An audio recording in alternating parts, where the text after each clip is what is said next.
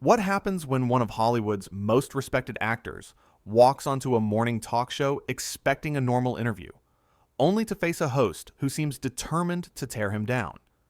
It only took 45 seconds of passive-aggressive comments and thinly veiled insults before the entire set erupted into one of the most shocking confrontations ever witnessed on British television.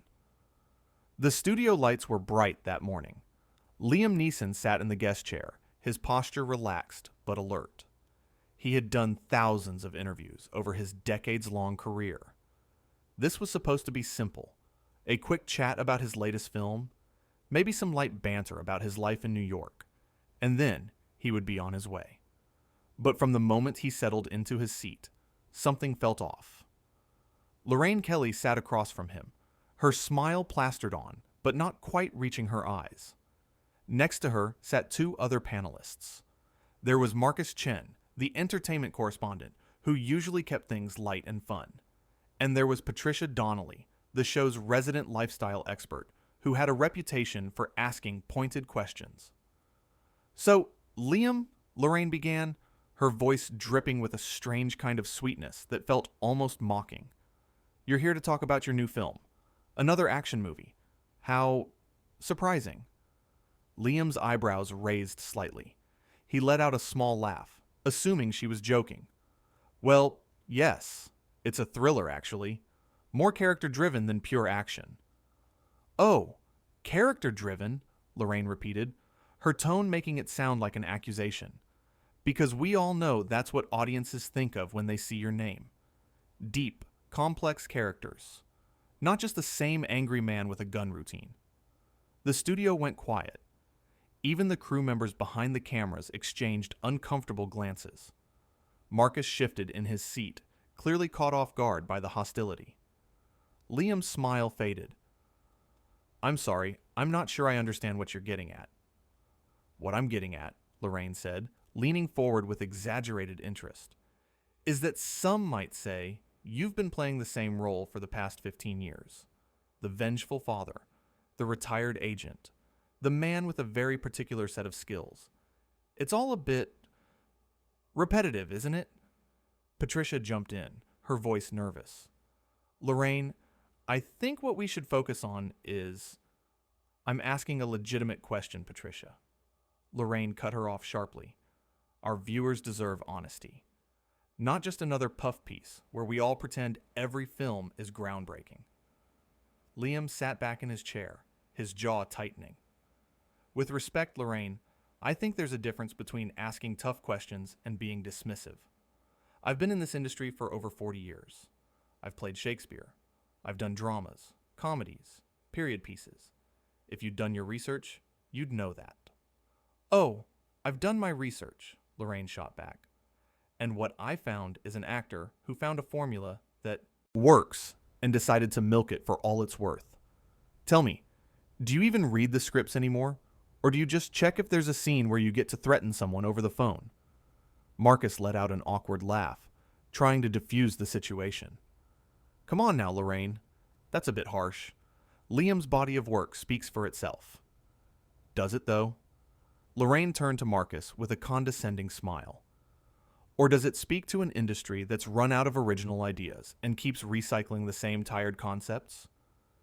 Liam's voice remained calm, but there was steel beneath it now. "I'm curious, Lorraine. Did something happen before I came on? Because this feels personal." "Personal?" Lorraine laughed, but it sounded forced. "Don't flatter yourself. I just believe in honest journalism. Something that seems to be lacking these days. Everyone's too worried about offending celebrities to actually tell the truth." "The truth," Liam repeated slowly. "And what truth would that be?" "That you're living off past glory," Lorraine said, her voice rising slightly. "That you take roles in mediocre films because they pay well and require minimal effort. That you've become a parody of yourself." The studio had gone completely silent now. Even the camera operators seemed frozen. Patricia looked horrified, her hand covering her mouth. Liam's eyes narrowed. "That's quite an assessment from someone who's never spent a day on a film set.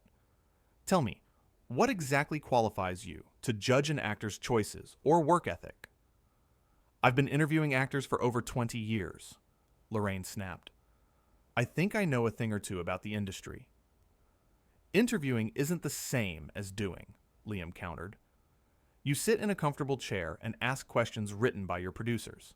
That doesn't make you an expert on the craft of acting or the reality of making films. Lorraine's face flushed. How dare you? This is my show. I've built this program from nothing. And I respect that, Liam said, his voice still controlled. But respect goes both ways. I came here as a guest. I didn't come here to be insulted. Marcus tried again to intervene. Maybe we should take a quick break. Reset a bit. We're not taking a break, Lorraine said firmly. Liam, if you can't handle a few honest questions, maybe you're not as professional as you claim to be. Honest questions? Liam's voice rose for the first time. You haven't asked me a single honest question. You've made accusations and judgments. There's a difference. Patricia finally found her voice. Lorraine, I really think we should move on to a different topic. This isn't... Patricia, if you can't contribute something useful, please stay quiet, Lorraine said, without even looking at her. Her eyes were fixed on Liam. I'm simply saying what everyone's thinking. Your recent films have been forgettable at best. Everyone's thinking?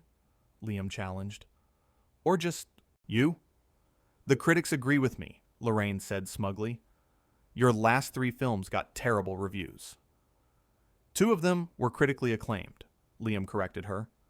But again, you'd know that if you'd actually done your research instead of deciding to ambush me.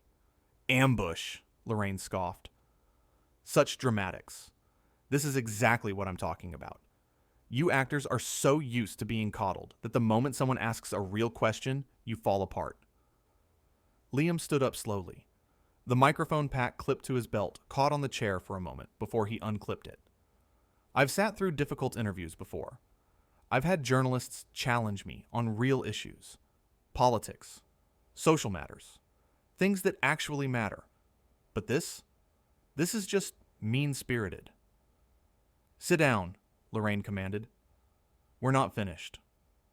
Yes, we are, Liam said calmly. I don't need to subject myself to this. If you walk off this set, you'll prove everything I've said about you, Lorraine threatened. That you can't handle criticism, that you're fragile, that your ego is more important than your professionalism. Liam paused, looking down at her.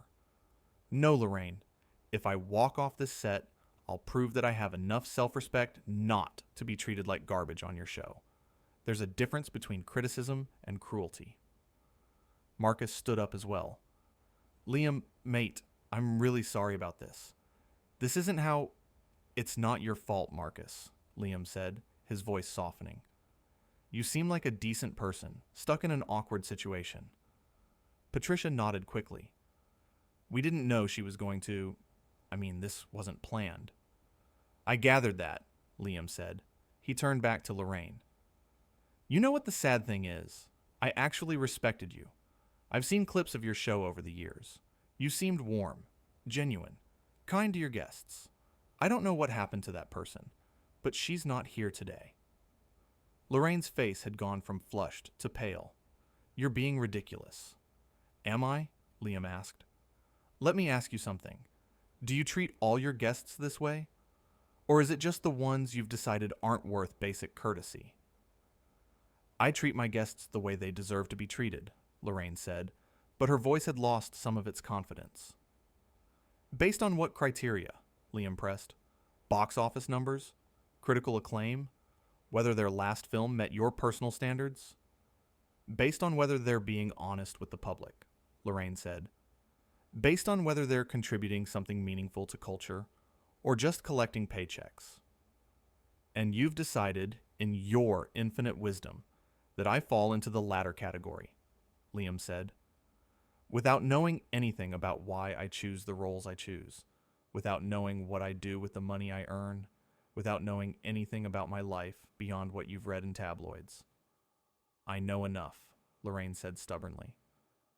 No, you don't, Liam said. You don't know that I choose certain roles because they film quickly, allowing me to spend more time with my family. You don't know that I donate a significant portion of my earnings to charities. You don't know that I mentor young actors. You don't know any of that because you didn't ask. You just assumed. Lorraine waved her hand dismissively. Oh, here we go. The charity defense. Every celebrity pulls that card when they're called out. It's not a card, Liam said, his patience clearly wearing thin. It's my life. It's what I actually do with my time and money. But you've already decided who I am, so why am I even bothering to explain? Exactly, Lorraine said, leaning back with a satisfied expression. Why are you bothering? Unless maybe, just maybe, there's some truth to what I'm saying, and it's hitting a nerve. Marcus cleared his throat. Lorraine, this really isn't... Marcus, I swear, if you interrupt me one more time, Lorraine snapped at him, her eyes flashing with anger. I'm just trying to keep this professional, Marcus said, holding up his hands. Professional, Lorraine repeated mockingly. You want to talk about professional? Let's talk about how the entire industry has become one big networking club where nobody dares to criticize anyone because they might need them for their next project. That's not what this is, Patricia interjected. This is you being unnecessarily cruel to someone who came here in good faith. Good faith, Lorraine laughed bitterly. He came here to promote his movie, to sell tickets. Let's not pretend this is some noble endeavor. Of course I'm here to promote my film, Liam said. That's how this works. You invite actors to talk about their projects. They come on your show. Everyone benefits. But that doesn't give you license to be disrespectful. Disrespectful, Lorraine said, her voice dripping with sarcasm. You know what's disrespectful? Churning out the same movie over and over again and expecting audiences to keep paying for it. That's disrespectful to the craft. That's disrespectful to cinema. You're making assumptions about a film you haven't even seen, Liam pointed out. I've seen the trailer, Lorraine countered. And I've seen every other film like it. Explosions. Car chases. You looking intense while holding a gun. It's all the same. Have you actually watched any of my recent films? Liam asked. Or are you basing all of this on trailers and assumptions? Lorraine hesitated for just a moment. I've seen enough. That's not an answer, Liam pressed. Have you watched them? Yes or no? I don't need to watch every single film to understand a pattern, Lorraine said defensively. So that's a no, Liam said. You're criticizing my work without actually experiencing it. That's not journalism. That's just prejudice. Don't you dare lecture me about journalism, Lorraine said, her voice rising again. I've been doing this longer than you've been famous. Then act like it, Liam said quietly, but the words hit like a hammer. The studio was so quiet you could hear the hum of the lights above. Marcus and Patricia both looked at Lorraine, waiting to see how she would respond. Those are all very nice excuses, Lorraine finally said. Excuses? Liam's voice was incredulous. I'm not making excuses. I'm trying to explain that there's more to people than the superficial judgments you've made. Well, perhaps if you gave more thoughtful interviews instead of the standard promotional responses, people wouldn't have to make judgments, Lorraine countered. I give thoughtful interviews when I'm asked thoughtful questions, Liam said. When someone is genuinely interested in a conversation, rather than trying to score points by tearing someone down. Score points, Lorraine repeated. You think this is about scoring points? I think this is about something, Liam said. I'm just not sure what. Did I offend you somehow? Did I do something to make you feel like this kind of hostility was warranted? Not everything is about you, Lorraine said coldly. And yet you've made this entire interview about attacking me, Liam pointed out. So clearly, something is going on here. Lorraine's jaw clenched. What's going on is that I'm tired of pretending. Tired of smiling and nodding while celebrities come on this show and feed us rehearsed answers and fake humility. So you've decided to go on the attack instead, Liam said. That's your solution? Make your guests uncomfortable? Make them feel unwelcome? I've decided to be honest, Lorraine insisted. Something this industry desperately needs. There's honest and there's hostile, Liam said. You've crossed from one into the other. Marcus leaned forward, trying once more to redirect. Look, why don't we talk about something else? Liam, you've been involved in some amazing charity work. Maybe we could... We're not changing the subject, Lorraine interrupted firmly. We're right in the middle of something real here. For once, we're having an actual conversation instead of a scripted promotional segment. This isn't a conversation, Patricia said, her voice stronger now. Conversations involve listening, understanding. You're just attacking. Stay in your lane, Patricia, Lorraine warned. No, Patricia said, surprising everyone. I don't think I will. Someone needs to say this. You're being cruel, Lorraine, and it's painful to watch. Lorraine stood up now too, her small frame rigid with anger. I don't need to score points. This is my show.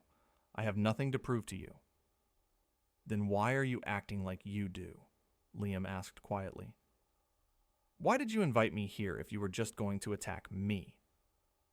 I invited you here to have an honest conversation, Lorraine insisted. I'm tired of these interviews where everyone pretends everything is wonderful, where we all nod along and smile and act like every film is a masterpiece, where nobody dares to ask the difficult questions because they're afraid of offending someone. Nobody's asking you to pretend anything is a masterpiece, Liam said, his voice still remarkably calm given the circumstances. But there's a way to have critical conversations without being cruel, without being personal, without making someone feel like they're on trial for their career choices. You can challenge someone without attacking them. I'm not attacking you, Lorraine protested, though her tone suggested otherwise. Really? Liam raised an eyebrow. Because from where I'm sitting, you've spent the last 10 minutes telling me my work is repetitive, that I'm lazy, that I'm a parody of myself, and that my career is essentially worthless. That sounds like an attack to me. I'm being critical, Lorraine said. There's a difference. Is there? Liam asked. Because I can't see it right now. Patricia spoke up again, her voice shaking slightly. Lorraine, he has a point. This has gone too far. Stay out of this, Patricia, Lorraine snapped. No, I don't think I will, Patricia said, surprising everyone, including herself. This isn't journalism. This is bullying, and it's uncomfortable to watch. Marcus nodded in agreement. She's right, Lorraine. I've been sitting here trying to figure out how to salvage this, but I don't think it can be salvaged. You crossed a line. Lorraine looked between her two panelists, her expression a mixture of anger and disbelief. You're both taking his side? There are no sides, Marcus said. There's just basic decency, which seems to have left the building. I can't believe this, Lorraine said. On my own show, my own panelists turning against me. We're not turning against you, Patricia said softly. We're uncomfortable with what's happening here. Liam had been watching this exchange quietly. Now he spoke up again. Lorraine, I'm going to leave now. Not because I can't handle criticism. Not because my ego is bruised. But because life's too short to spend it in rooms where people are determined to be hostile. Fine, Lorraine said coldly. Leave. Run away. That's what people like you do when things get difficult. People like me? Liam repeated. And what kind of person is that? Privileged. Protected. Used to everyone bowing down to you, Lorraine said. You don't know me, Liam said, shaking his head. You've created this version of me in your head and decided that's who I am. But you're wrong. I'm not wrong, Lorraine insisted. Yes, you are, Liam said. And someday you might realize that. But that's not my problem anymore. He turned to walk away, but Lorraine's voice stopped him. Your career is already over. You just don't know it yet. Liam turned back slowly. Is that what this is about? You're trying to create a viral moment, hoping this confrontation will get you clicks and views? Lorraine's silence was telling. That's even sadder than I thought, Liam said. You're willing to sacrifice basic human decency for ratings. This is television, Lorraine said defensively. This is how it works. No, Liam said firmly. This is how you've decided it works. But it doesn't have to be this way. You could have had a genuine conversation. You could have asked challenging questions without being cruel. You could have made good television without making someone feel worthless. Marcus stood up and walked over to Liam. I'll walk you out. You don't have to do that, Liam said. I want to, Marcus said. This isn't right. Patricia stood as well. I'm going too. I can't be part of this. Lorraine looked at them both, her face a mixture of shock and fury. If you two walk off this set, you're finished. Both of you. Then we're finished, Marcus said simply. Some things are more important than a job. Patricia nodded, though her hands were trembling. He's right. You're all being ridiculous, Lorraine said, but her voice had lost its edge. She sounded almost desperate now. This is just television. It's just an interview. No, Liam said. It's not just television. It's people. Real people with real feelings. And you seem to have forgotten that. He started walking toward the exit, Marcus and Patricia flanking him.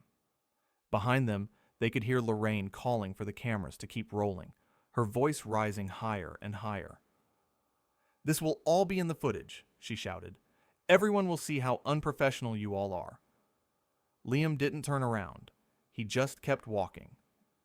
As they reached the door that led off the set, he paused and looked at Marcus and Patricia. You didn't have to do that, he said to them. Yes, we did, Patricia said. What she did was wrong. It's been building for a while, Marcus admitted. She's been getting more and more aggressive with guests, more interested in creating conflict than having conversations. We've all noticed it. Have you talked to her about it? Liam asked. We've tried, Patricia said, but she doesn't listen. She thinks this is what makes good television. Drama, conflict, confrontation. Maybe it does, Liam said. For some people, but not for me. They pushed through the door and found themselves in a long corridor. The sounds of the studio faded behind them. In the sudden quiet, the tension began to drain away. I really am sorry, Marcus said. When you agreed to come on the show, we were all excited. We thought it would be a great interview. None of us expected...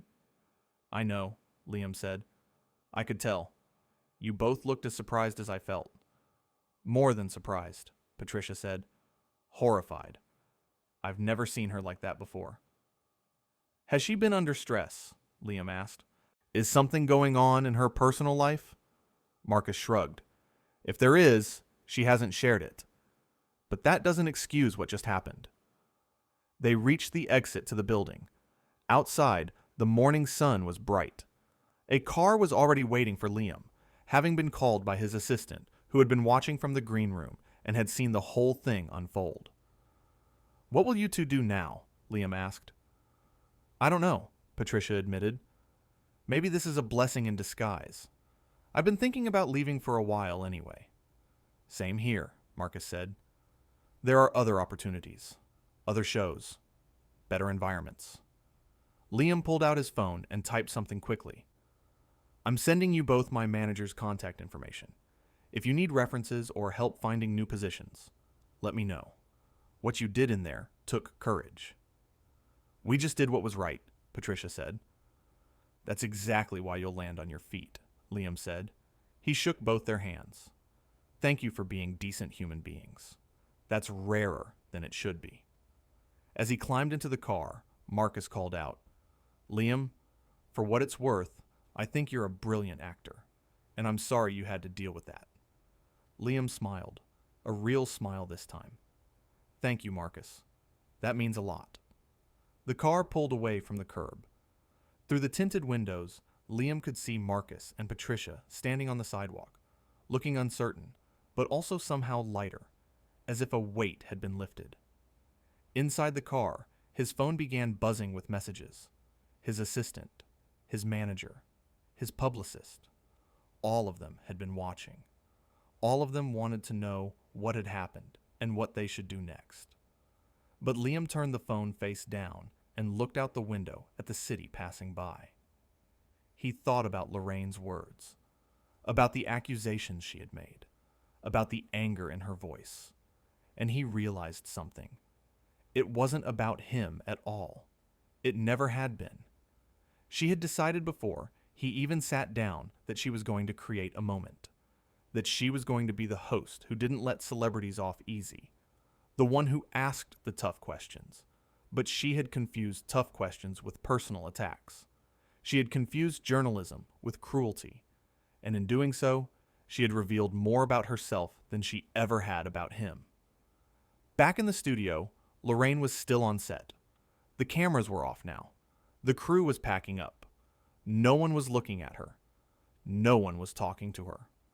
She sat in her chair, alone, staring at the empty seat where Liam had been, where Marcus had been, where Patricia had been. The producer approached her cautiously. "Lorraine, we need to talk about what just happened." "It was good television," Lorraine said, but her voice was hollow. "It was a disaster," the producer said bluntly. "We've already had 3 sponsors call asking to pull their ads. Social media is exploding, and not in a good way." Lorraine didn't respond. She just sat there, looking at those empty chairs. The producer sighed. "Go home, Lorraine. We'll figure this out tomorrow." But as Lorraine gathered her things and walked through the now empty studio, she knew that some things couldn't be figured out. Some bridges, once burned, couldn't be rebuilt. She had wanted to create a moment, and she had. Just not the kind she had imagined. In the car, Liam's phone buzzed again. This time, it was a text from his daughter. She had seen clips already circulating online. People who had been in the studio audience had filmed parts of the confrontation on their phones. "Dad, I'm so proud of you for walking out," the message read. "You don't deserve to be treated like that." Liam smiled and typed back, "Thanks, sweetheart. It wasn't fun, but sometimes you have to stand up for yourself." "You taught me that," she wrote back. "Now I get to see you actually do it." He looked out the window again. The morning had not gone as planned, but somehow he felt okay. Better than okay, actually. He had been tested in an unexpected way, and he had responded with dignity. He hadn't lost his temper, hadn't stooped to Lorraine's level, hadn't let her make him into the villain she seemed to want him to be. And in the end, that was what mattered. Not the ratings, not the viral clips, not what people would say on social media. What mattered was that he had stayed true to himself, that he had recognized when a situation was toxic and had removed himself from it, that he had treated everyone involved with respect, even when that respect wasn't returned. The car pulled up to his hotel. As he got out, he took one last look at the city. Somewhere out there, Lorraine was probably dealing with the fallout of what had happened. Marcus and Patricia were probably fielding phone calls about their futures. But Liam felt a sense of peace. He had done his best to handle an impossible situation with grace, and sometimes that was all you could do. He walked into the hotel lobby, ready to move on to whatever came next, because life was too short to dwell on the moments when people decided to be cruel. Life was for the moments when people chose kindness instead. And as he rode the elevator up to his room, he found himself hoping that Lorraine would learn that lesson someday. Not for his sake, but for hers. Because living with that much anger and hostility wasn't good for anyone. But that was her journey to take. His journey was continuing forward, one step at a time, one choice at a time, always trying to be a little bit better than he was the day before. And that, he thought, was enough.